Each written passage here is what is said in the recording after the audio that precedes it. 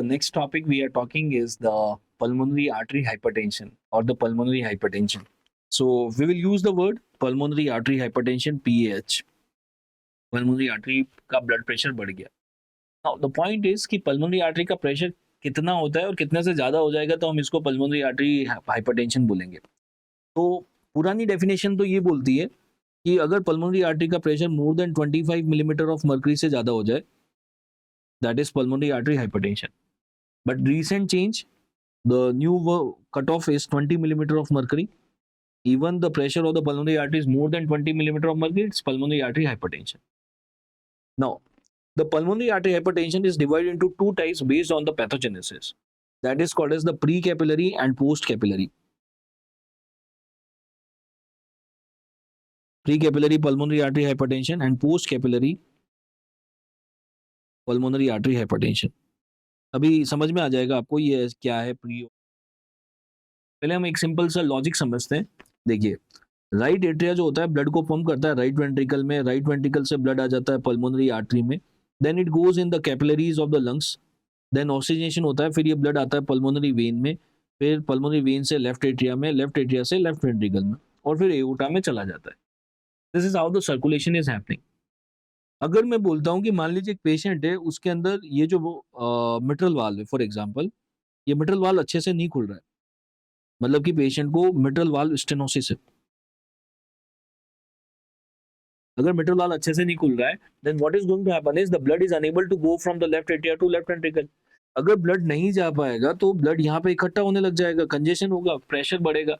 अब ये traffic jam पीछे की तरफ लगता रहेगा. प्रेशर पल्मोनरी वेन का भी बढ़ेगा, देन लंग्स की कैपिलरी का प्रेशर बढ़ेगा, then the pressure is going to increase in the pulmonary artery. So you can see that pulmonary artery का प्रेशर बढ़ गया. आप देखो प्रॉब्लम जो है ये लंग्स की कैपिलरी है. प्रॉब्लम लंग्स की कैपिलरी के बाद में थी. the problem was after the lung capillaries, but ultimately pulmonary artery का प्रेशर बढ़ रहा है. इसको बोल दिया हमने post capillary pulmonary artery hypertension because the problem was after the capillaries. but ऐसा भी हो सकता है, for example there is a patient जिसके अंदर पल्मोनरी आर्टरी का इडियोपैथिक कॉन्स्ट्रिक्शन हो गया. पल्मोनरी आर्टरी का कॉन्स्ट्रिक्शन हो गया. अगर पल्मोनरी आर्टरी में कॉन्स्ट्रिक्शन हो जाएगा कुछ इस तरीके से, there is pulmonary artery constriction, then जो ओवरऑल जो राइट वेंट्रिकल, क्योंकि कॉन्स्ट्रिक्शन हो गया है, कॉन्स्ट्रिक्शन हो गया तो राइट वेंट्रिकल को तो बहुत काम करना पड़ेगा ना ब्लड को भेजने के लिए. कॉन्स्ट्रिक्शन हो गया है तो पल्मोनरी आर्टरी का प्रेशर बढ़ जाएगा. पल्मोनरी आर्टरी का प्रेशर बढ़ जाएगा क्योंकि राइट वेंट्रिकल पल्मोनरी आर्टरी में कॉन्स्ट्रिक्शन हो रखा है. आप मेरे को एक चीज बताओ, अगर पल्मोनरी आर्टरी में कॉन्स्ट्रिक्शन है, राइट वेंट्रिकल को बहुत काम करना पड़ेगा, ब्लड नहीं जा रहा है आगे क्योंकि पल्मोनरी आर्टरी का कॉन्स्ट्रिक्शन हो गया है. The amount of the blood that is going to reach in the lungs is going to be more or less? Yes, it is going to be relatively less. क्योंकि constriction हो गया तो कम blood आएगा. कम blood आएगा, lungs के अंदर कम blood पहुंचेगा. कम blood पहुंचेगा तो पल्मोनरी वेन में कम ब्लड पहुंचेगा. पल्मोनरी वेन में कम ब्लड पहुंचेगा तो पल्मोनरी वेन का प्रेशर रिलेटिवली कम होगा. Less blood will reach in the left atria तो लेफ्ट एट्रिया का प्रेशर भी रिलेटिवली कम हो जाएगा. राइट. तो इसको हम बोलते हैं प्री कैपिलरी. प्री कैपिलरी इसलिए बोल दिया, ये लंग की कैपिलरी थी. प्रॉब्लम लंग की कैपिलरी से पहले. अगर लंग की कैपिलरी से प्रॉब्लम जो है वो उससे पहले है, that is called as pre capillary pulmonary artery hypertension. अगर प्रॉब्लम जो थी कैपिलरी के बाद थी फिर भी पल्मोनरी आर्टरी का प्रेशर बढ़ रहा है, post capillary pulmonary artery hypertension. तो हमने दो में डिवाइड कर लिया. दोनों में पल्मोनरी आर्टरी का प्रेशर तो बढ़ रहा है, लेकिन प्रॉब्लम कहाँ है उस पर प्री एंड पोस्ट डिसाइड कर लिया. पल्मोनरी आर्टरी का प्रेशर दोनों ही कंडीशन में बढ़ रहा है, इसीलिए इसको पल्मोनरी आर्टरी हाइपरटेंशन बोल दिया. तो डिफरेंस कहाँ है? डिफरेंस आता है पल्मोनरी वेन के प्रेशर में. पल्मोनरी वेन के प्रेशर में आप देखो प्री कैपिलरी में तो पल्मोनरी वेन का प्रेशर कम है क्योंकि ब्लड ही कम आ रहा था, तो पल्मोनरी वेन का प्रेशर यहाँ पे तो कम है प्री कैपिलरी में तो. लेकिन पोस्ट कैपिलरी में देखिए क्या होगा, मिट्रल वाल अच्छे से काम नहीं कर रहा था तो ब्लड लेफ्ट एट्रिया में इकट्ठा हुआ, फिर पल्मोनरी वेन में इकट्ठा हुआ तो पल्मोनरी पहले लेफ्ट एट्रिया का प्रेशर बढ़ेगा, लेफ्ट एट्रिया का प्रेशर बढ़ेगा, फिर पल्मोनरी वेन का भी प्रेशर बढ़ेगा और फिर लंग्स की कैपिलरी का प्रेशर बढ़ेगा, फिर पल्मोनरी आर्टरी का प्रेशर बढ़ेगा. So there is going to be increase in the pulmonary vein pressure here. तो प्री कैपिलरी और पोस्ट कैपिलरी में आप डिफरेंस देखिए. पल्मोनरी आर्टरी का प्रेशर तो दोनों में बढ़ रहा है लेकिन वेन का प्रेशर अलग अलग है. यहाँ पे वेन का प्रेशर कम है, वो पोस्ट में ज्यादा है. तो हम क्या करते हैं, ट्रांस पल्मोनरी ग्रेडियंट निकाल देते हैं, मतलब कि दोनों का डिफरेंस निकाल देते हैं. Pulmonary artery pressure minus pulmonary vein pressure. अब क्योंकि प्री कैपिलरी में तो आर्टरी का बढ़ रहा है, वेन का कम हो रहा है, तो जो डिफरेंस आएगा it's going to be more than 12. यहाँ पे दोनों ही बढ़ गए तो difference is going to be less than 12. So transpulmonary gradient will also help us in differentiating whether we are dealing with the pre or post capillary. When it comes to PCWP means the pressure of the left atria. हमने पढ़ा था कि left atria के pressure का technical नाम हो गया PCWP, pulmonary capillary wedge pressure. तो यहाँ पे तो लेफ्ट एट्रिया का प्रेशर प्री कैपिलरी में तो कम हुआ है और पोस्ट कैपिलरी में बढ़ा हुआ है. What is the etiology of pre-capillary? Pre-capillary can be idiopathic constriction. Idiopathic हो सकता है. It can be BMPR2 gene mutation. BMPR gene के म्यूटेशन से भी पल्मोनरी आर्टरी में कॉन्स्ट्रिक्शन हो सकता है प्री कैपिलरी. अब मैं आपको ईटियोलॉजी बताऊंगा, आप मेरे को बताना प्री है या पोस्ट है. मिट्रल स्टेनोसिस कहाँ पे आना चाहिए? Mitral stenosis, yes it is post capillary. Left ventricle failure कहाँ पे आना चाहिए? Left ventricle failure. अगर लेफ्ट वेंट्रिकल अच्छे से काम नहीं करेगा, लेफ्ट वेंट्रिकल फेल हो जाएगा तो ब्लड लेफ्ट वेंट्रिकल में इकट्ठा होगा, फिर लेफ्ट एट्रिया में होगा, फिर पल्मोनरी वेन में और फिर लंग्स में और फिर आगे, तो बैक प्रेशर बनेगा, राइट. तो left ventricle failure will come under the post capillary. अब थोड़ा सा ध्यान से सोच के बताना, क्रॉनिक पल्मोनरी डिजीज कहाँ पे आएगा? जैसे कि COPD, chronic pulmonary disease should come under pre or post. अगर किसी को क्रॉनिक पल्मोनरी प्रॉब्लम होती है ना तो लंग्स स्टिफ हो जाते हैं, लंग्स कड़क हो जाते हैं, उनके अंदर ब्लड नहीं जा पाता. अगर ब्लड ही लंग्स के अंदर नहीं जा पाएगा तो मुझे बताओ पल्मोनरी वेन में क्या ब्लड कम आएगा, ज्यादा आएगा? कम आएगा ना. तो chronic pulmonary pathology are going to behave like pre capillary pulmonary hypertension हो रहा है क्योंकि प्रॉब्लम लंग्स के अंदर है, तो what is going to happen is the blood is not able to come from the pulmonary artery. तो pulmonary artery में कंजेशन होगा, प्रेशर बढ़ेगा. लंग्स के अंदर ब्लड नहीं आएगा तो पल्मोनरी वेन में नहीं आएगा, तो पल्मोनरी वेन का प्रेशर कम हो जाएगा. So this particular thing will be come under the category of pre-capillary. So I can say chronic pulmonary pathology will come under the category of pre-capillary pulmonary artery hypertension. Now अब हमारा पूरा point of discussion shift हो जाता है idiopathic pulmonary artery hypertension पे. Idiopathic pulmonary artery hypertension. कुछ लोग होते हैं जिनके अंदर pulmonary artery में constriction हो जाता है idiopathically. अब मान लीजिए अगर pulmonary artery में constriction हो जाए, if there is a constriction in the pulmonary artery,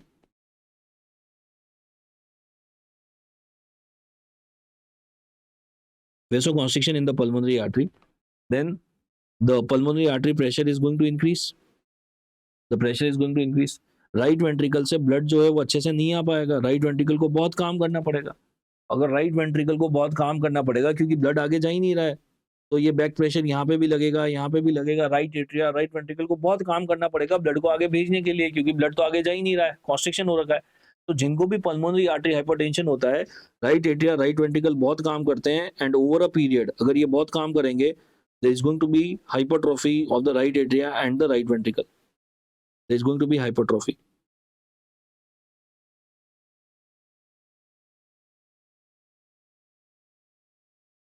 right atria, right ventricle की हाइपरट्रोफी हो जाएगी because there is a strain on the right heart. The clinical feature is generally ये देखने को मिलता है फीमेल्स के अंदर, particularly 30-40 ईयर फीमेल में. there is going to be progressive shortness of breath. धीरे धीरे इनका shortness of breath बढ़ता रहता है. प्रोग्रेसिव शॉर्टनेस ऑफ ब्रेथ होगा जिनको भी पल्मोनरी आर्टरी हाइपरटेंशन होगा. तो मान लेते हैं एक यंग फीमेल है 35 year old and she is having this complain of shortness of breath जो कि बढ़ता जा रहा है. शी कम्स टू यू, आपने उसका ऑब्जेक्टिव एग्जामिनेशन किया और आप उसके हार्ट साउंड सुन रहे थे.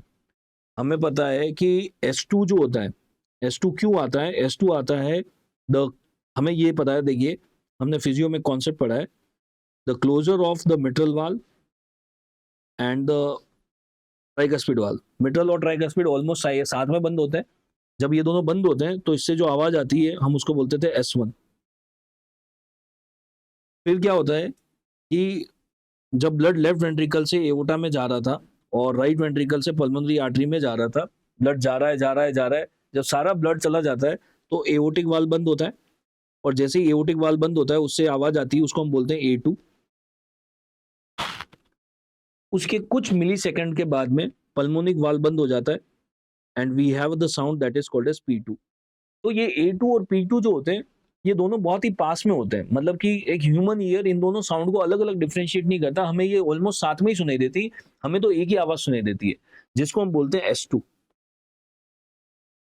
तो S2 जो था basically is the closure of the aortic and pulmonic valve. Aortic valve थोड़ा सा पहले बंद होता है, बट हमें तो एक ही आवाज सुनाई देती है। This is how the normal S2 is going to be. Normally तो S2 कुछ इस तरीके से होता है। अब बात करते हैं हम पल्मोनरी आर्टरी हाइपरटेंशन में क्या होगा। अब पल्मोनरी आर्टरी हाइपरटेंशन में there is a constriction in the pulmonary artery.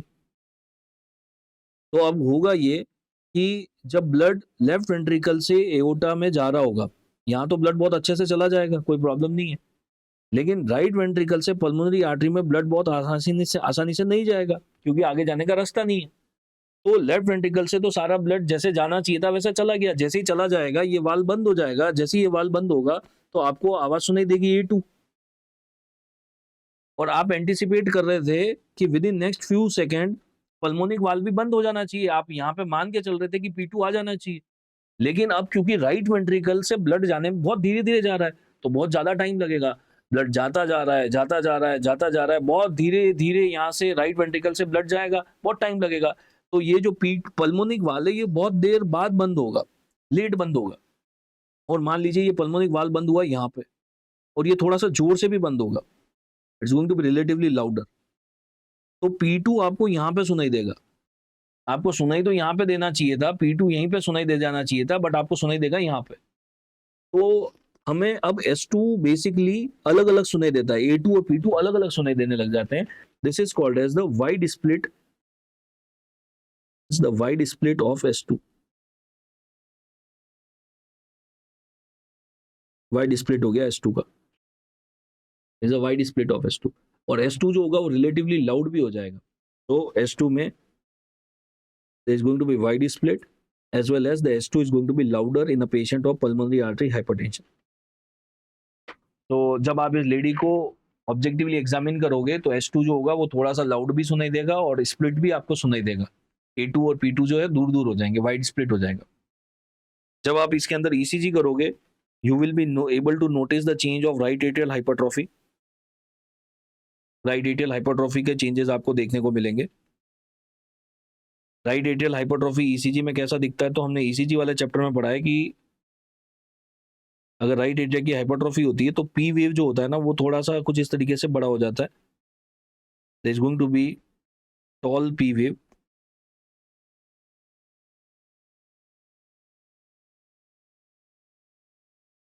Right atria की हाइपरट्रॉफी में there is a tall P wave, this is called as P पल्मोनिल।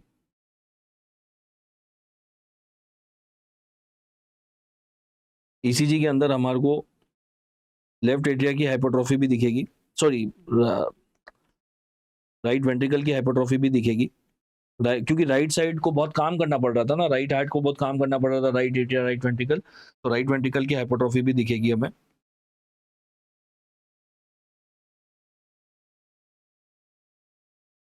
Right ventricle की जो हाइपरट्रॉफी होती है उसको देखने के लिए हमें दो लीड्स देखने होते हैं, V1 and V5।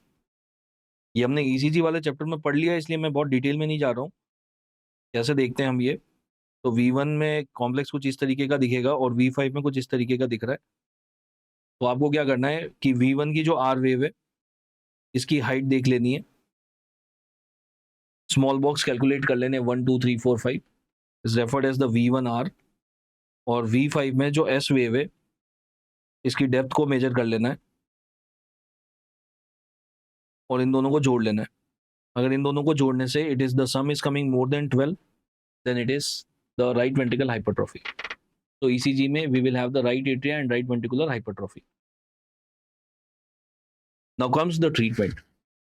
Pulmonary artery में प्रेशर बढ़ा हुआ है, इसको कैसे ठीक करेंगे। प्रॉब्लम समझिए, there is a constriction that has happened. Pulmonary artery में जो कॉन्स्ट्रिक्शन होता है वो इसलिए होता है क्योंकि पल्मोनरी आर्टरी में दो रिसेप्टर मिलते हैं, एंडोथिलिन A और एंडोथिलिन B। वो जब एक्टिवेट हो जाते हैं तो पल्मोनरी आर्टरी में कॉन्स्ट्रिक्शन हो जाता है। तो इसको ट्रीट करने के लिए we are going to use the drug that is endothelin receptor antagonist.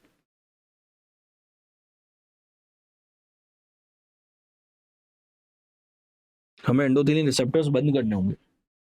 हमारे पास दो एंडोथिलिन रिसेप्टर होते हैं, endothelin A and endothelin B। तो हम क्या कर सकते हैं, we can give endothelin A and endothelin B receptor antagonist. The example of such drug bosentan. Bosentan जो होता है वो एंडोथिलिन ए और बी दोनों को बंद कर देगा तो कॉन्स्ट्रिक्शन नहीं होगा पल्मोनरी आर्टरी में. एक और ड्रग होती है जो थोड़ी सी कम पोटेंट होती है, जो खाली एंडोथिलिन ए रिसेप्टर को बंद करती है, दैट इज एम्ब्रीसेंटान. सो बोसेंटान, एम्ब्रीसेंटान ये दे सकते हैं. जनरली हम प्रिफर करते हैं बोसेंटान. ये जो ड्रग्स थे ये कुछ सालों पहले नहीं थे, आज से 15 साल पहले बोसेंटान, एम्ब्रीसेंटान ये सब नहीं था. तो उस टाइम पे हम क्या कर रहे थे, we were using the other vasodilator, the phosphodiesterase inhibitor,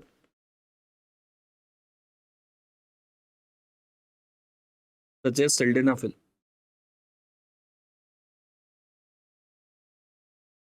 Sildenafil is a vasodilator. तो हम पहले ये यूज कर रहे थे सिल्डेनाफिल. सिल्डेनाफिल का नाम आपने सुना होगा. सिल्डेनाफिल इरेक्टाइल डिसफंक्शन में भी यूज करते हैं क्योंकि ये वेसोडाइलेटर है. तो सिल्डेनाफिल पहले हम पल्मोनरी आर्टरी हाइपरटेंशन में भी यूज कर रहे थे, used in erectile dysfunction also.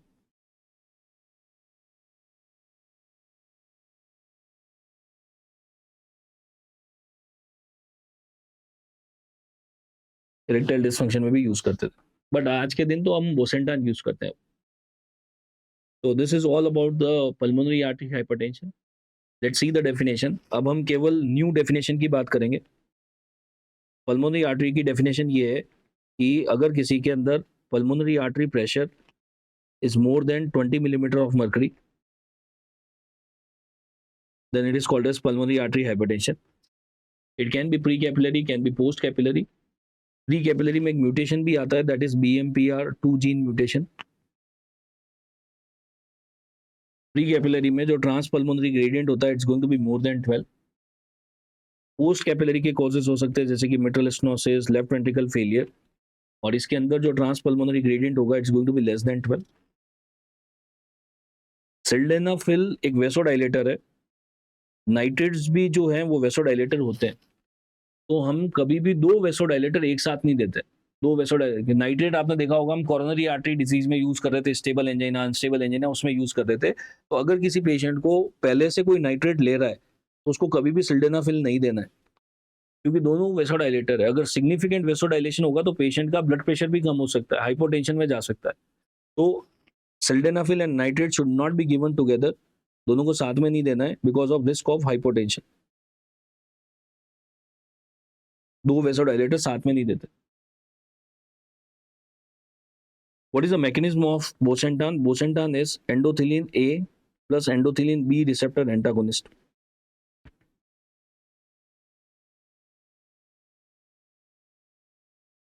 Endothelin A and B दोनों को बंद करता है. Right? So this is a small topic of pulmonary artery hypertension. इसके अंदर जो सबसे important concept है ना pulmonary artery hypertension में, वो ये वाला है. ये first table, pre capillary post capillary. इसको थोड़ा सा लॉजिकली आप सोचोगे प्री पोस्ट को तो इसको रटना नहीं पड़ेगा आपको कि पल्मोनरी आर्टरी का प्रेशर तो दोनों में ही बढ़ रहा है. पल्मोनरी वेन के प्रेशर से डिफरेंस आ रहा है. यहाँ पल्मोनरी वेन का प्रेशर कम है, यहाँ पे पल्मोनरी वेन का प्रेशर ज्यादा है पोस्ट वाले में. तो that is how we differentiate whether we are dealing with pre or post capillary pulmonary artery hypertension. So this table is important, otherwise this topic is not of very high yield, but this table is very high yield, right? Thank you.